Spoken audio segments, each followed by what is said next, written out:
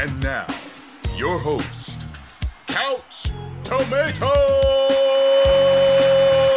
Hey, I'm Couch Tomato and I'm joined by Hulk. Welcome to Stuff for Movie Buffs. And today we're talking Stranger Things Season 2, Episodes 5 through 9. All right, perfect. There we go. On the last episode, we actually got a chance to discuss episodes 1 through 4. And this is where we close it out. Let you know how we feel about the Season 2 of Stranger Things all in all. So let's jump right into it. So just as a recap, last episode we discussed episodes 1 through 4. Basically a summary of some of the events that happened. Will and the gang are growing further than they've ever grown before. Mike misses 11, so he pushes himself away from the group. Lucas and Dustin compete for Max's affection. Max is a new girl at school, so they push themselves away from Mike. And Will is possessed by a demon called the Shadow Monster, and obviously that puts him in isolation. As for the teens, there's a love triangle brewing between Nancy, Steve, and John, Will's older brother. Lastly, the main character, 11, is hiding out, and she's dealing with the growing pains of being a fugitive, as well as learning to adjust to the parenting style of Hopper, who's been watching over her since the season finale of season 1. So that's a summary of some of the main events from episode 1 through 4. For more details on what we thought, take a listen to the previous podcast. So moving along to episode 5. So just to recap some of the events in episode 5 as a launching point, Hulk. In this episode, just as a reminder, some of the highlights include Lucas finally tells Max the truth about 11, about the Upside Down, about everything. He's not the only one who gets in on the secret, because Joyce uses Bob to help solve the puzzle that Will drew. And the puzzle turns out to be a map of their city. So it's underground tunnels that map out the city. And they're able to find out where Hopper is being held captive. Meanwhile, Dustin's new pet turns out to be a demi dog, as he likes to call it. And he has to lock it in the basement. And last but not least, 11 visits her mother. So that's a defining moment for her arc as well. So what's your favorite storyline in this episode? Ooh, good question. It'll probably have to be 11 visiting her mom, I think, because I like that whole dynamic, because it like showed a little bit of her backstory, and you sort of like fleshed out the character more in a way. Mm-hmm. So I thought that was like the most interesting, that kept me engaged. And yeah, I think that was it. Yeah, 11 visiting her mom. I think that was my favorite one. For me, I like the whole Dustin scenario. I love watching Dustin get what he deserves and witness Dart turn on him.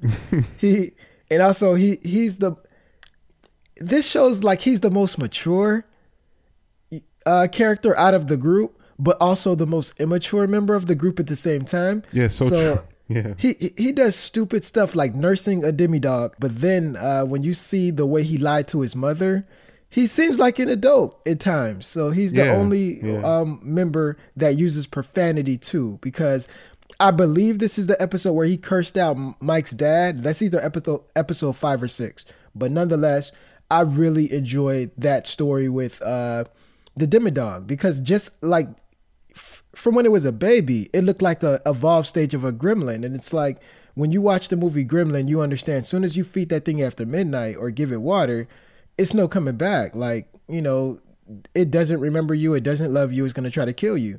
So that's the same situation here. As soon as that thing kept shedding, I'm like, all right, if they make their relationship stand the test of time and it's actually able to transcend the demi-dog's transformation, that's unbelievable, because I'm pretty sure that thing is only concerned about food right now. So moving on, what predictions, because we made some predictions on episode 1 through 4. I'm not going to highlight everything, Hulk. You just have to go based off of your memory. But what predictions did we get right? Okay, with this episode, or just in general, because you don't have to stay glued to episode 5. But I know we talked about deaths that may occur, scenarios that may happen, that may incorporate 8. situations with the tunnel, what that was all about. So what predictions did you personally get right? Oh, me personally? Yeah. Yeah, don't try to steal mine. That wouldn't be fair. Oh, I'm trying to think. Okay. And it's okay to say nothing. Yeah, because I think there was nothing really, because like with like the two sides merging, because I thought like upside down place would like become right side up. You can't really count that as a prediction you got right, because we kind of saw that happening on the last episode. So yeah, same here. Like a lot of my predictions were wrong. The only thing that I got right, I think I got 2 right, but I made a lot. So Bob died. I got that right. I said it would be, I had Billy as my first pick, but I thought, okay, Bob would probably be next. And that's mainly because it seemed like there was a love affair brewing between Hopper and Joyce. So I'm like, okay, Bob's eventually going to have to get out the way. So the best way to do it is to kill him, because he's a nice guy. So you don't want to have a situation where she cheats on him. So he bit it, but we'll talk about his death later. And I definitely think they did the right thing. Although Billy doesn't, I don't think Billy needs to learn the secrets. And at this point, I think too much people have confidential information. And the fact that they let Bob in the circle, I was like, all right, too much people know the secret. It's just like on a Marvel movie, when too much people know Spider-Man's identity, somebody has to die. So they chose him. And I also predicted the dog was a baby Demogorgon. I'm not going to include that as being, a over the top prediction, because as soon as you saw his mouth open the way it did, I'm like, it's only one logical explanation for that. So I thought that was obvious. So really, I only got 1 out of like 10 of the predictions that I did make. So. You actually got more than that, because you said Will's gonna kill somebody, and he killed a whole bunch of people. Okay. You're making me feel better about myself. I did say that. What else did I say that I missed? No, that was the one that came to mind, because I remember you were just like, oh yeah, that kid, he's gonna kill somebody, and then he ended up killing a whole bunch of people when he trapped them all. Look at me, it's a trap. It's a trap. I want to believe that's a reference to Star Wars. So if you look, there's a lot of Easter eggs that were very subtle, that weren't in your face movie references, but I'm pretty sure they were little plot points from 1984, 1985, 1983 movies around that time frame. Like even when this is between episode 1 through 4, when they're looking for Dart with the walkie-talkies in the hallway, and that reminds me of Ghostbusters when they're looking for Slimer. So it's small stuff like that had a lot of references in regards to like different 85, 84, 83 movies. Another thing is when they're actually on this episode, when they're looking at the map that Will drew, and then Bob says, is it a treasure? I think it was obvious that they were calling back to Goonies, because he was the star of Goonies and he went on a treasure hunt. So it's little stuff like that I feel like, okay, it's small, it's definitely subtle, but they're hinting at some of the popular movies of the time frame. So we talked about predictions. Let's get into episode 6 now. And as we move forward, one thing that you're going to find consistent as the season progresses, these episodes got better. I'm just really except for one exception. Like, I already know what you're talking about. But yeah. I actually, you know what? Enlighten me, because I thought actually episode 5, because of the mother situation, I thought that one had the least amount of action. But not everyone's looking for action. They're looking for development of characters.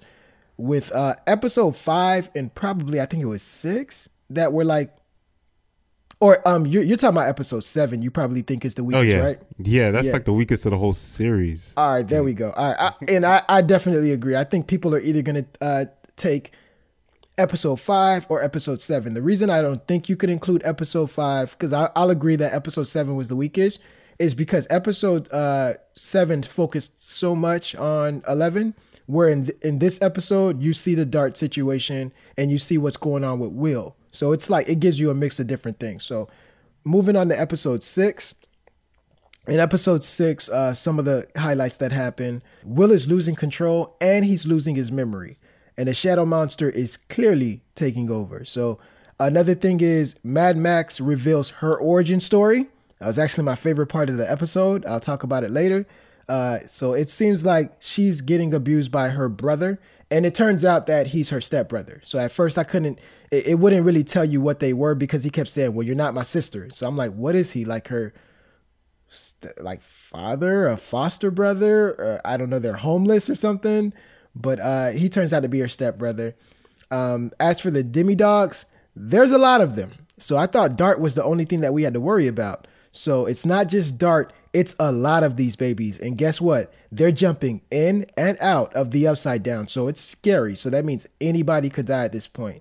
So to me, this is Lucas and Max's episode. I think they steal the show. Let's talk about those guys. What did you think of that dynamic? As far as just them and their whole story thing. So we find out about one thing that you could say whenever you're dealing with kid characters, it's never going to be something too heavy to where a lot of adults that watch these kid shows, sometimes they're not able to relate because it's like, all right, you guys are complaining about small world problems. Come on, man. Like, this is actually pretty boring. That's why sometimes adults have problems watching kid content or kids on screen. Because season 1, Lucas had a babyish story arc. Like, I'm not best friends with Mike anymore. That's babyish. That's not really that serious. Mike had a situation where it's like, nobody likes my new friend 11. That's babyish. That's not really that serious. And Dustin was just kind of like a goofball. So with this one, Max stuff is heavy. Like, she's getting abused. At this point, you don't know if it's like sexually or if it's just like physically. It turns out to be physically. That's what it leans on, because later on we get more information in the episode. But I'm like, wow, like they're bringing in some heavy material. Like, she has real world problems. So as opposed to like the upside down being a problem for these guys, she has to deal with physical abuse at home from her stepbrother. So I was like, yeah, when she gave her story to him in the bus, I'm like, oh, wow, like she is becoming one of my favorite characters out of that clique. So and in her and Lucas, I thought it was going to be something more friendship wise, but Dustin goes on to say it later, like you could feel the electricity between them. So when the demi-dogs come and she holds on to his hand. So, I love their story. I thought that they stole the show. I personally, as a kid, didn't believe that jungle fever was invented until 1991. Shout out to the movie if you guys seen it. But here in 1980, I think the season takes place 1985, right? Or 1984? What year Ghostbusters came out? Oh, 84. Yeah. So there we go. It takes place 84. So, wow. So it looks like jungle fever was created in 1984.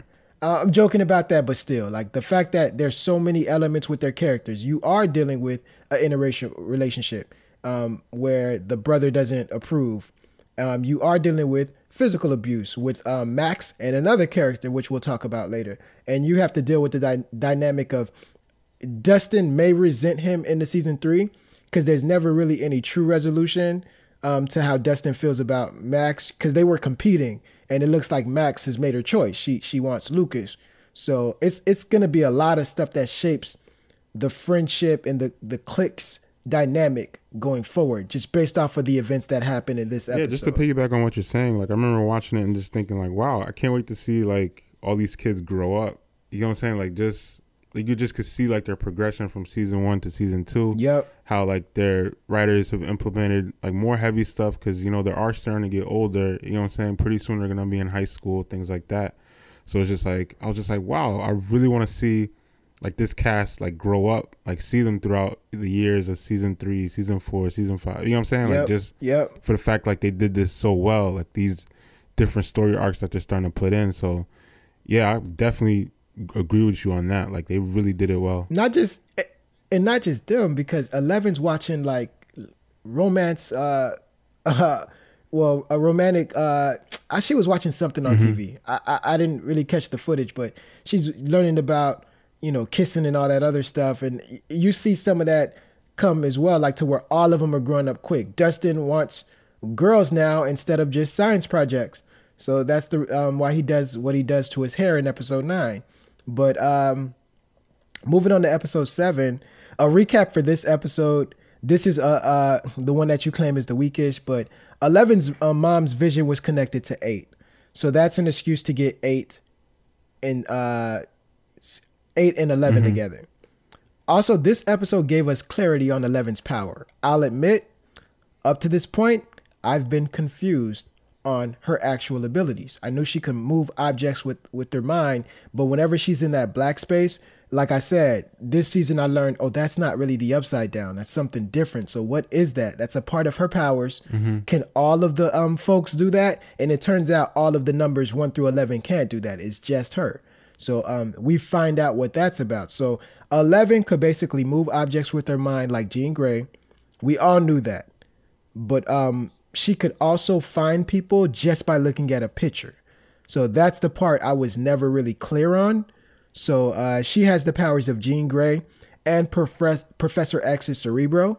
So that's a nice package. And whoever we meet up to this point, I'm pretty sure the only reason she was the last one at that facility is because that's Papa's favorite. Her powers clearly outrank any of the other numbers. I'm pretty sure. Because she was the one that, if you remember in season 1, she was the one that opened the upside down. So, you know, like she had to be very extraordinary in order to do so. So what did you think of 8 and 11's relationship in this episode?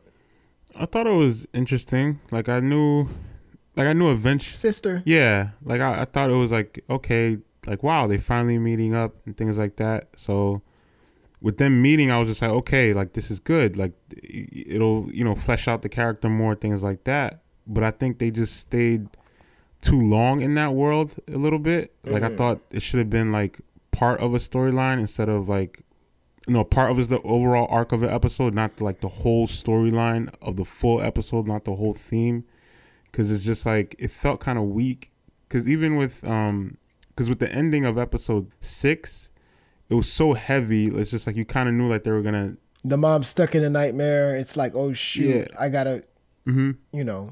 Yeah, it was heavy. Go ahead. So you thought like, okay, like, you know, like they're gonna take a break. They're not gonna like move the plot along because you still have episode 8 and 9 to go through.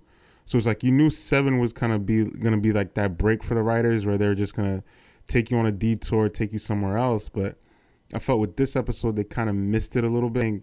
I don't know. Some of the characters just, maybe it takes time. It's because that's the thing with writing with storylines. Sometimes it takes time to build like that connection with certain characters, and I felt like outside of 8 and 11 I just didn't really care for all the other ones. And I don't know, just the way the storyline just progressed, like you just sort of knew like, yeah, 11's probably not gonna kill that dude, you know what I'm saying? Like she's eventually gonna want to. I was hoping, but 11, she showed you in her flashback, she says, I've killed before. 11's killed a lot of people and never thought twice. So like for me, I was just like, all right, you know, 11, one thing that I don't agree with everything that Hopper's doing, but one thing is you do need to learn how to function in society. Like you cannot solve all your problems by making someone pee on themselves or by blowing up their eyeballs. So it's for this one, I'm like, she didn't learn anything from Hopper. Like I would really be scared to have her hanging around my kids. So the fact that she showed some type of restraint, I'm like, good. You don't need to be perfect. Because I think if you gave Mike powers, he's another one that has an attitude, he would act immature at times. So now I'm like, okay, now you're a functioning child. You understand right from wrong. Although you may give in to temptation sometimes, you've shown examples of restraint. I like that. So if you remember season 1, I thought season 1 was overhyped because it's an origin story. Like I always feel like origin stories are never that good. It's usually generic. So, but if you set up your foundation, you're allowing yourself to have a better sequel. Like I felt like Guardians of the Galaxy was a little overrated, but it's an origin story. So I always told people, nah, but when part 2 comes out, you're going to get to play ball because they don't have to set up all these characters. I was wrong. Part 2 wasn't that good, but still with this one, after 11 flipped the van in season 1, that's when the pace picked up.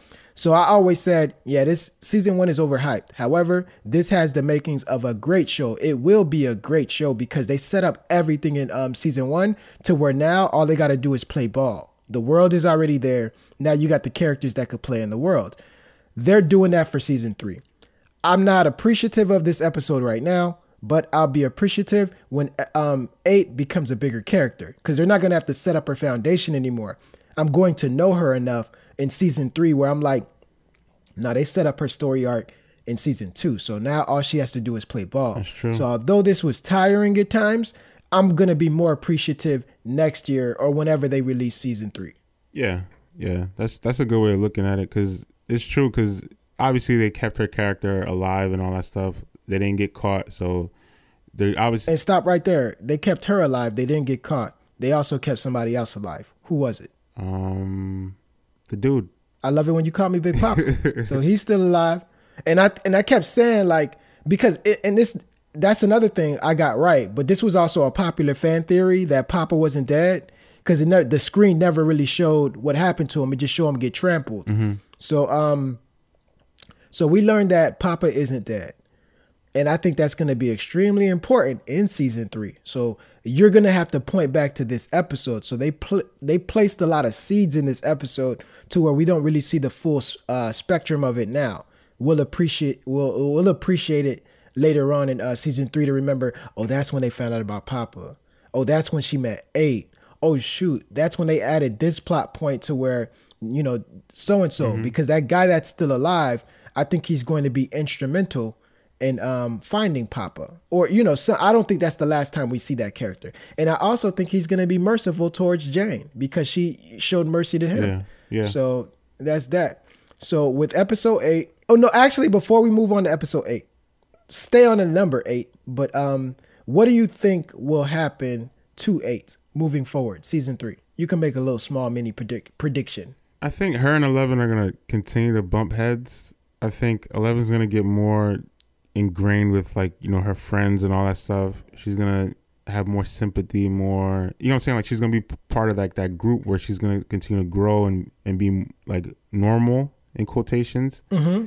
And I think 8 is going to continue to be resentful, continue to be, like, on a war path, continue to be aggressive, things like that. So I think it'll be like a difference in how they handle things. So, a Professor X and a Magneto, or like a Malcolm X and like a Martin Luther King, where it's just like 11 will be more like towards like more sympathetic and more empathetic, while 8 will be more vengeful, more rage filled, and more like, nah, we got to wipe these people out. You know what I'm saying? Like things like that.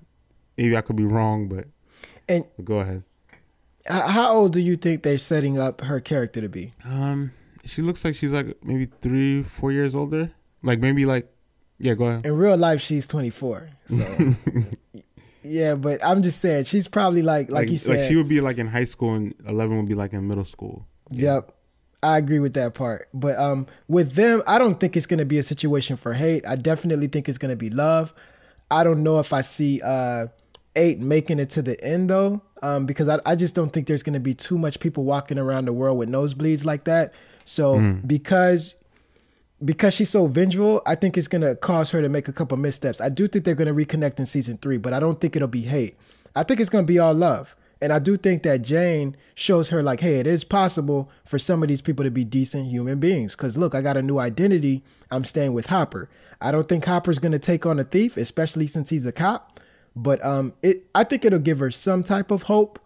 But I also think she's going to, die like eventually. I just don't think she's going to stick around too long. The fact that she doesn't live in their same city, it's going to be an inconvenience for the writers that they'll have to spend an dedicated episode to her every season just to like bring her in. And I think that's going to be difficult at times. So I think she's actually they're going to set her up to die in season 3, but I think it's going to be all love between those two. We're going to talk more about predictions after. So I'm going to save some of my, commentary for that. But moving on to episode 8. We're on episode 8 now, right? Mm-hmm. All right. So we're on episode 8 right now, right? A lot of stuff is happening. In my opinion, this is actually the best episode of the series. Yep. Would you agree with that? Agree. I'm going to watch this again today, like later on today, just because I was like, wow, like if you ever want to, if somebody says Stranger Things sucks, they watch the first couple of episodes and it just wasn't for them. The episodes you want to show them are when 11 lifts up the van, and you showed them this episode. This just reminds me of everything that was great about the 80s. Like, it was just like about 80s movies. I'm like, wow, okay, this show isn't playing. They're not holding back. Let's talk about some of your favorite moments from this episode. You want me to go through them, or you kind of remember them? Okay, this is the one where they're like, where they're discussing, or basically like they're getting a revelation about the mind thing, right? A lot of stuff, yeah, because they do a joke in this episode too. Remember where on episode 1 the Demogorgon was fleshed out because they had the Demogorgon from the game. Mm-hmm. What's the game called again? What, Mind Flare? Dungeons and Dragons. Oh, that. So they almost do that again with the Shadow Monster, and I'm thinking like, okay, are they trying to say that Dungeons and Dragons was actually based off of real content in this universe? But then they do like a hilarious joke to where when Hopper's like, okay, how do you kill it? And then the music just gets chopped and screwed, and he's like, never mind, it's just a game. You're right. And I thought that was like hilarious. Yeah, but like that whole scene is just like the way they pan the camera around, the way they, you know what I'm saying, all the actors were engaged. Like I loved it, every minute of it. Like I replayed it like a couple times just because like I loved like the whole sequence. It was just amazing. Like that was great. I was gonna say television, but you know what I'm saying? Yeah, go ahead. This episode is almost the reason I get confused and I have to go through the points that happen. This is almost 2 episodes in one, because it's like 45 minutes long, but the stuff that happens, it's so much stuff that you think that they would usually put it in with 2 episodes, because it starts off at the lab after he's killed everyone. Like you said, Will is just setting up traps for these soldiers. So they have to put Will to sleep. Like, I'm glad his mom stopped trusting that fool. She's like, who am I? And he was like, Mom, he took too long to answer. She's like, put him to sleep. That's not my baby. And Billy also has a redeeming quality about him, because we find out that he's being abused too. So, Max ran away, and then the father confronts Billy, and the father, you could tell like, oh, he be punching Billy like when nobody's watching, so that's kind of like why he is the way he is. And if Bob didn't pull this hero card, I think Will's mom was going to leave him for Hopper anyway. So it's nice that he got to leave on a good note, but this is Bob's death episode. Yeah. And then after Bob dies, you think that's going to be the end of the episode, but it's not. They go back home, and then that's when basically they the Morse code, where Will does it. They lock him up in a shed, and they all have intimate moments with them, just saying, hey, do you remember when we first met? Hey, do you remember when we first did this? Hey, do you remember? But he doesn't know where he is, because now they understand he's a spy for the Shadow Monster. So if he sees it, so does the Shadow Monster. So, and this is when they reunite with 11 at the end. So those are the parts that happen. Explain your favorite part of this episode. Yeah, the scene that I mentioned earlier and the Morse code scene, like it was just perfect. Like the way they set up, because even when he was just like answering the questions, they were just like, nah, bro, you still lying. You know what I'm saying? Like they just knew he wasn't him. Right. But then Hopper noticed that he kept tapping his fingers. So then they just went back to the other one and be like, oh, that's Morse code. So then like they just kept, deciphering. You didn't see how the kids knew it so quick though. I just loved them as a group. Like they make science really fun. Like because back in the 80s that stuff wasn't popular, but now you see the people who run the world now, it's like tech geniuses and stuff. So I think a lot of leaders of the future are going to point to this show as the reason they got interested in wanting to code, because Bob knew how to code basic, and it looked like Mike had some type of understanding of that, and with them understanding Morse code and all stuff like that, it just makes this group of kids very special. But go ahead. Yeah, it was just like with like that whole dynamic was just great, and I think, and it calls back to a simpler time, I think, and I think it reminds kids like, hey, you don't have to have a device in front of you to have fun. Like it's good to read, it's good to have more, play around with Morse code, things like that, because I think sometimes we get so hooked with like our devices, like we forget, like especially I think with our generation, like I think we were like the last to like do things like that, like play with like board games, things like that. So I'm happy that they're showing off these different aspects of 80s childhood, because it was fun, like just playing around with things like that. So I thought it was cool that they used like the writers are using like their their daily lives to help them solve like, you know, some of their big problems that they're facing, which I thought was pretty cool. And definitely a simpler time when kids just played board games and had best friends with kinetic energy powers. So I definitely agree with you on that part. So one thing I want to mention about Bobby, isn't it ironic? He told Will to turn around and face his fears. Will turned around and got possessed. And Bob did the same thing. He turned around and he got his face eaten. So I don't know. That just means something. I don't know. It means something. Okay, when he died, I thought it was actually okay. To me, it redeemed his character for me because like ever since he gave that's not nice. Listen, because when he gave that bad advice, when he was just like, oh, turn around and, you know, face your fears, whatever. I was like, damn, he really, you know, messed up that kid. But then like as the episodes got along, he started to. And I was like, yo, this guy's pretty cool. He's a nice guy. I could see him with Joyce, whatever. And then when he died, I actually felt bad for him. I was just like, oh, man. I knew it was coming, man.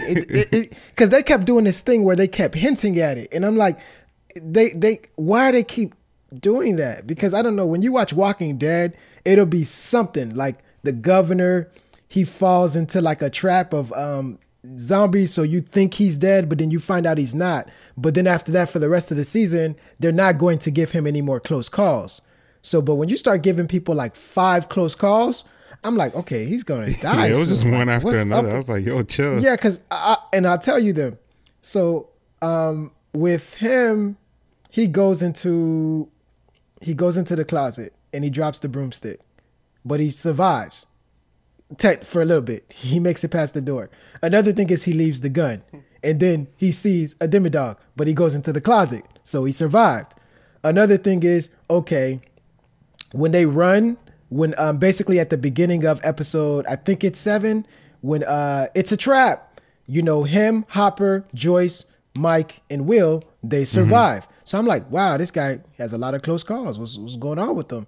And then finally, they didn't play no more. When you see that camera angle, somebody turning around smiling, that's like, okay, that's like a death in every movie's ever. So I'm like, soon as he turned around and smiled like that, I'm like, oh, in 5, 4, 3, 2, boom, got him. But even with the advice that he gave Will, I thought he redeemed himself a long time ago after he's the one that figured out the map. And I also thought that with him knowing basic code and being a hero from that standpoint, when he left and said, remember me, superhero, I'm like, oh, shoot, that's going to be written on his tombstone. That just seems like something somebody says before they And especially when he said, hey, he told Hopper, hey, don't wait for me. Get everybody out. I'm like, oh, so you know it's coming. You know it's coming. You're dead. But focusing on the end of this episode, I think there might be some Emmy noms coming out of this show in general, just because of this episode. Because for Mike and Will, when they're in the shed and they're all teary-eyed and stuff, whoa, that was tugging on my heartstrings. And I'm like, oh shoot, these kids might actually get some Emmy noms. And one of the people that I thought was going to die, just because whenever you see somebody get repossessed in a movie, I say repossessed because there was a movie that came out that was basically like a spoof of the Possessed movie, and it was called Repossessed. So ever since then, I had issues where instead of saying possessed, I say repossessed. But when when people get possessed in movies, sometimes it causes physical damage to their body to where they're not able, like even if the demon leaves them, okay, you're missing fingers, you're missing noses, tongues, eyeballs, etc. You're gonna have to die because it's better off that you die than be left with some of those, missing body parts. I thought that the monster was going to cause so much physical harm to his body that Will was actually going to die. But now I'm seeing that they're setting it up to where, oh no, he's not a Doug from Hangover. He's actually going to be a vital part of the group. So I like the development of his character. So 11 returns at the end. Let's just jump into episode 9, the season finale. So there's 3 separate things happening in this episode. There's 3 different storylines. I'm going to explain them. And I want you to let me know what was the most interesting storyline. You ready? Ready. All right. So Steve is with Mike, Max, Lucas, and Dustin. And they basically destroy the hive for the demodogs. So that's one. And they kind of do this like a Christopher Nolan thing where there's 3 things happening at once. The second thing is Nancy, John, and Joyce tie up Will to heat him up to help him sweat out the virus. That is the shadow monster. So that's 2. The third storyline is with 11 and Hopper. They go back to the lab to seal the gate to the upside down. So that's 3. So out of those 3, what's the best storyline? I think with the kids with the hive, I think that was like the best one because you saw it's like you said with the kid with Dustin, like he had another moment where it's just like he's so dumb, but at the same time pump faking. Yeah, like he just but it got in my mouth. I'm like it didn't do nothing to Hopper. I'm thinking in my head like it didn't do anything to Hopper. He's like, oh, I'm okay. I thought that was hilarious. But yeah, yeah, go ahead. Oh, go. It's not just the hive that makes I agree with you. They have the best storyline, but it's, if you remember, they started off at the house and they moved to the hive. Mm-hmm. So what happened at the house that made them definitely have the most interesting storyline? Billy versus Steve. Oh yeah. Like, so it's the most action in this episode happens from them. So what did you think about that? I really thought he was gonna die. Like I thought Billy was gonna die. And I thought... You thought Billy was going to die? Yeah, because I thought... You didn't... Steve looked like he could have died. No, it's okay. Steve was getting his butt whooped. Like, he was getting murdered. He was hanging with him at the beginning, but then when Billy kept laughing off, like, he kept laughing off all those punches, I've seen that face before. I've seen many homeboys get whooped. And I'm just like... And, you know, like, for me, it's like, okay, if it's one-on-one, I'm not jumping in, man. You gotta hold your own. But whenever you see the opponent laughing, and same token, I've had many homeboys who took a punch and laughed it off. The one who laughs off a punch traditionally wins the fight in dramatic fashion. So when he kept punching, and I'm just like, I don't see the kids pulling him off of him. Yeah. He's going to kill him. Yeah. And I'm thinking, okay, do we need Steve anymore? Oh, we don't need Steve. Uh-oh. Yeah, he broke up with Nancy. Like, uh-oh. This is a problem. So I'm thinking he's gone because his bat didn't work this season. So you needed Steve last time because he was man enough to go one-on-one with the Demogorgon. With this one, I'm like, the bat didn't work on the dog, Steve. I think you're gonna die. Yeah. The only reason I thought he was gonna die because when Max finally jumped in, and then like she had that bat, it was just like she just seemed like, okay, I'm gonna take out all the abuse out on you right at this moment. But then she didn't. Like she, instead of like hitting him, like, you know, after, you know, hit him with the needle, like she didn't really go for the kill with the bat. Like she just threatened him like, yo, don't ever bother me again with my friends and all that stuff. Well, in real life, if you get hit with a bat with a needle in your genitals, you typically don't die. You just lose your genitals. So I thought there was risks that he would never be able to have kids, but I never thought they were going to kill him because no. Because when she pulled it back, you didn't know where she was going for. I thought she was going to land it on his genitals. I'm like, oh, he's going to lose his genitals. And for him, he's so vain. That's because you see they're setting it up to where he's going to have an affair with Nancy's mother. And I'm just like, you know what? That's like his prized possession is the thing between his legs. So it's like, she's going to take that from him. But for a split second, I just knew it wouldn't happen because the way they set up this universe, the way that Barb was able to die, her name was Barb, right? Yeah. Hey, isn't it awkward that people with B's are the ones dying? Barb, yeah. Bob, that's weird. But Yeah. The way they set up Barb's death and Bob's death, it was from upside down characters to where cops won't be able to prove it. And even with Bob, the government knows what happened, so there's not going to be any type of investigation. But when a kid commits murder, 11 was able to kill people that's either attached to the government or attached to the upside down. But when you start killing regular civilians, that's when, okay, you got to face some consequences, whether you go to juvie or whether you go to, jail. So it's like, I didn't think they were going to really allow one of the kids to commit murder. I just knew that wasn't going to happen. But I thought Steve could have, died. But they go ahead and trank Billy. And another thing I thought was going to happen was a demodog was going to come in and Billy would see the demodog like, what is going on? But at that moment, he's so upset. I'm like, if a demodog comes in, you're not even going to want to reason with these guys. So I don't know if it's important to bring you in on the secret now. I do think since he listened to his sister, like, leave my friends alone, because she makes a threat. And when she's getting ready for the dance, you could tell like he, in a funny kind of way, he does love his sister. He cares about her, right? That's why he was ready to like whoop Steve for that, because he thought they were doing something funny. So I think he looking on the outside and he's gonna be like, look, I want to be a part of this girl's life, and he's gonna apologize to Steve. I think they're gonna bring him in. They're going to redeem his character. I don't know if redeeming his character means that he's let in on the secret of the Upside Down. But him and Steve, I think, are eventually going to be cool. And you talk about somebody who could definitely do some work one-on-one with a Demodog or a Demogorgon. It's him. He's a specimen. He's a Power Ranger. You know, I'm thinking Steve is like, okay, it's going to be a fight because Steve is dodging some of the blows.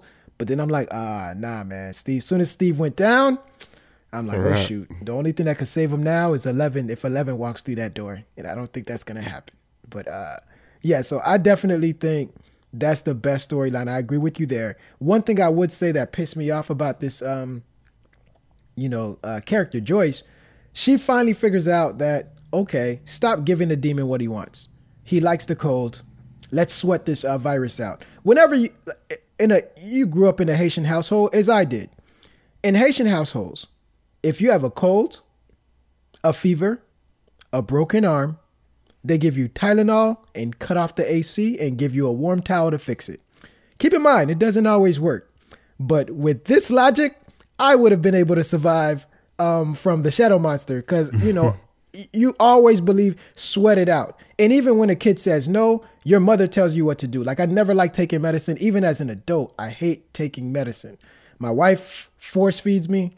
And then my mom used to force feed me as a kid. Like, no, drink it. Stop it. Drink it. Hold your nose. Drink it. So it's like the fact that she kept giving in to all of his desires and just listening to the shadow monster, she finally cuts it off this episode. And John, the brother, almost had a Dustin moment when he untied Will. And I'm like, if they die, I hope they kill your character next. But it ended up working out well. So Will is healed. And, after that, it's basically business as usual. They're having fun at the dance. You see the maturation of these characters. But all right, so two things. I'm gonna get into predictions, but before I get into that, I think off of episode 8 alone, this is one of my favorite Netflix original series now. So when it comes to Stranger Things, is Stranger Things Netflix best property? Yeah. I think it's clear to me. It's no debate. Like, this is their. You can't say it's clear because remember, they got Orange is the New Black, they got House of Cards, they got Daredevil, they got Luke Cage. Okay. I'll go. This is better than any of their superheroes, especially after Defenders. Like, I can't. I'm sorry. After Defenders, I think Daredevil season 1 was legendary, season 2 was regular, and then Defenders, I think it put a dark spot. Exactly. On all of the properties. If you were attached to Defenders, it almost weakens your previous work. Okay. I agree with you on that. House of Cards, I love that show, but then to me it peaked a little bit after season 2, 3-ish. And now with the whole this show's gonna peak too. Keep in mind, you're only in season 2. You gotta be fair. That's true. Don't penalize a show for longevity, because it's going to get to a point where you're going to be like, how many times do they have to go in and out of the Upside Down? You're going to do that. I agree. I'm just talking about for right now. Like, I just think like it's the best one. Like, it's the one that I'm most engaged. Like, it's the one that I'm like, okay, I can't wait for season 3. The other ones I'm just like, it's just like, it just doesn't do it for me. Like, never got into Orange is the New Black for me. House of Cards, Daredevil season 1. I think this thing did like the opposite of Daredevil season 1. I thought Daredevil season 1 was legendary. I thought 2 was just, if you take out the Punisher, it's not really that special. This show did the reverse. I thought their season 1 was, you take out 11, not really that serious. But season 2, I think is on par with what I saw from season 1 of Daredevil. Like, okay, this is legendary right here. So I think, I think Daredevil, Stranger Things, House of Cards are probably their best properties right now. And like Stranger Things is coming. Like, it's coming to knock it out. And this is the thing. I always got to take what you say with a grain of salt, because with me and you, we live the geek culture type thing. So whenever you find elements of sci-fi, you tend to like put it on a pedestal sometimes. I do that too. House of Cards doesn't have sci-fi elements. So, you know, this is like my wheelhouse. I like seeing stuff like this.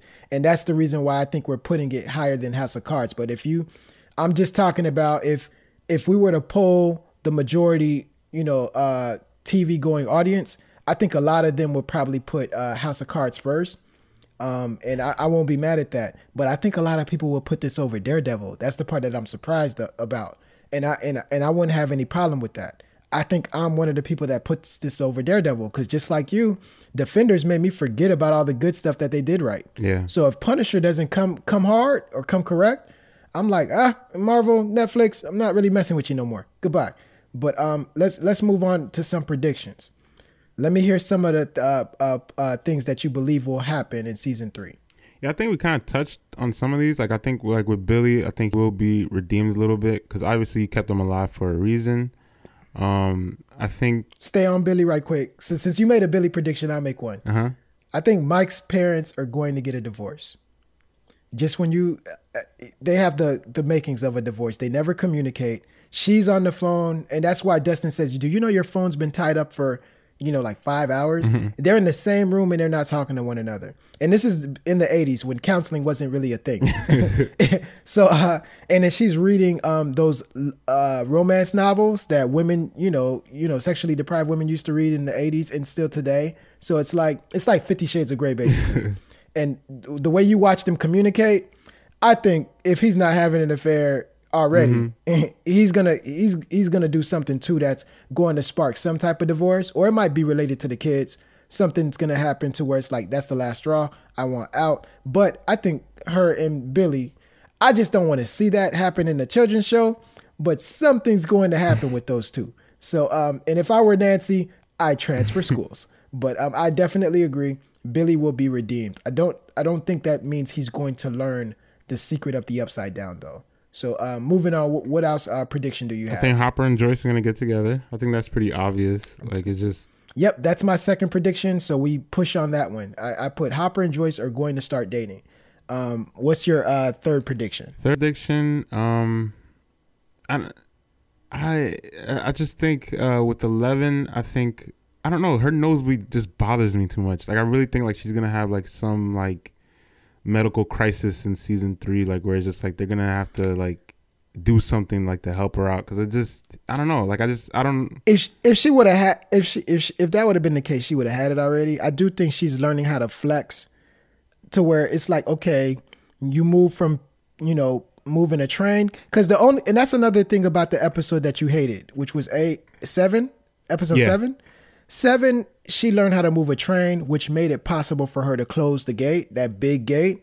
With yeah, that's another thing. It's just like I feel like her powers, like they're gonna be pushing her way too, like her limits is just like gonna be tested, and it's just like Professor X. When Professor X, whenever he got into somebody's mind, or Jean Grey too, that was too immense, she would stop and be like, "Oh, I need to rest." That's what the nosebleed indicates. It's like, I need to lie down." I don't like the fact that she's always bleeding. This was the first time that we saw 2 nostrils bleeding in this season instead of 1. But I think, okay, you've been doing that for the last, 13 years. I don't think it's really going to cause any cause for concern. I think it's just like getting reps. You're going to get stronger. You're going to get stronger. I get it. I do think they're going to do something lame eventually, like kind of like Spider-Man 2-ish, where it's like she's lost her powers. She has to get them back. And it comes back at the right moment. They're going to do something lame like that. But so this is the question. I'm a force a prediction on you. So in season 1, she's the one that opened the gate to the Upside Down. She closed the gate to the Upside Down. Right? So now, if you look, the shadow monster is just kind of following them around. It's hovering over their middle school. In season 3, how will the gate be opened again? Because this show without the Upside Down, there's no strange things about it. The show's called Stranger Things. So how will they get back to the Upside Down? Use all the resources you have in season 2. It's like, I want to say the government, but it's just like, nah, I don't think they're going to go that route. It has to be. And the government isn't that bad, because the Mad About You doctor gave her that birth certificate. So it's like, okay, maybe it was just Papa that was just over the top. I think Papa will open it. He has the research to do so.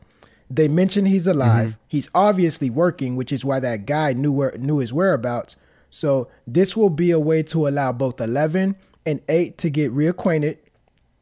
So what's going to happen is, I think 8's going to be able to find them, and something's going to happen to where she's like, you need to come with me. This guy's messing around again, you know? So I think that's the way that they'll get back to the Upside Down. Also, I believe they'll introduce another number. Like I said, I believe 8 will be more integral into season 3, but the same way that they sprinkled 8 in season 2, they're going to sprinkle another number, like 7.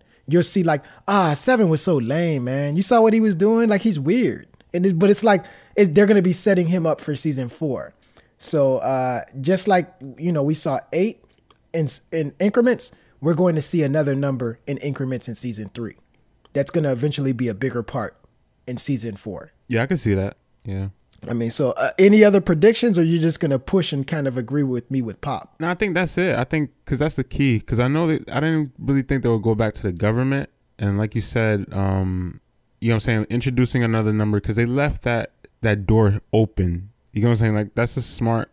I thought that was a smart by the right. They technically closed it. No. Yeah. No. I'm talking about the gate. Yeah. But they left it open. I agree. Yeah, like as far as the writers is concerned, because they could always go back to that well, and it's just like there's so many things you could do with that. So I hope they don't delve too much into it, because I don't want it to become like, you know, like the X-Men, you know what I'm saying, some things like that. Like, I just... Oh, it's not already?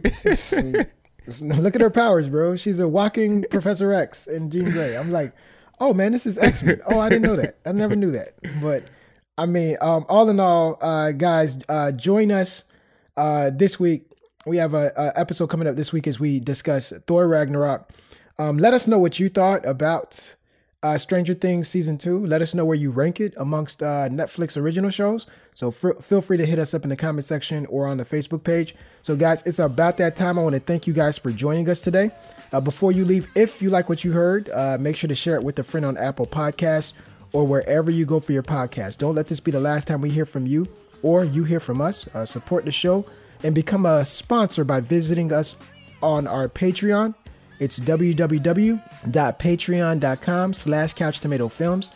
Also, join us this week as we discuss Thor Ragnarok.